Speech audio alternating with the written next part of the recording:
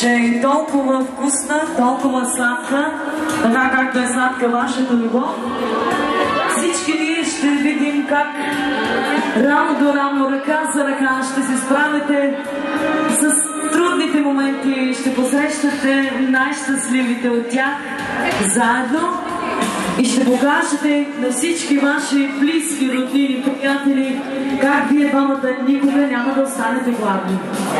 Затова хванете ножа ръка за ръка.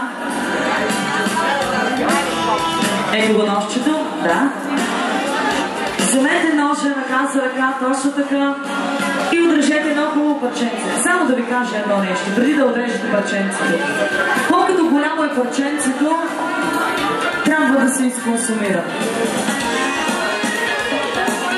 Вие си преценете колко голямо парченце ще си отрежете.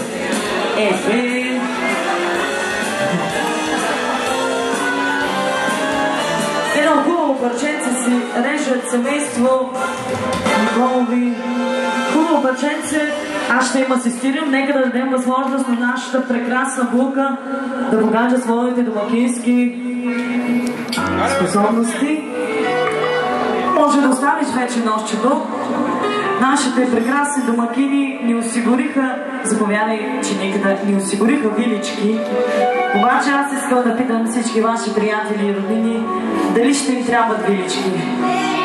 Не чух? Добре, значи нямаме вилички. Вики, колкото парченци отчупиш на твоята половинка, останалото е за тебе.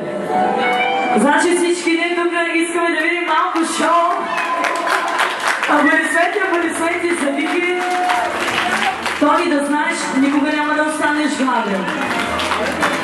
Няма да остане гладен. Вики каза, никога няма да остане гладен. Той бързо да се изчисти.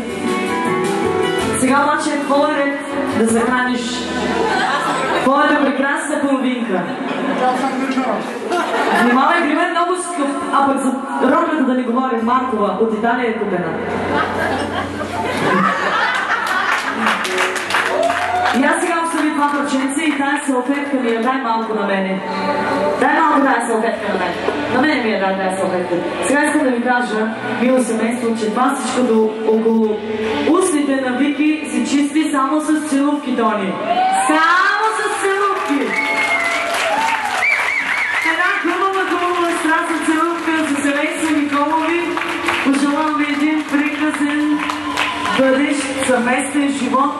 Много любов. Винаги да се гледате така влюбени и да се обичате още повече. От сърце ви пожелавам.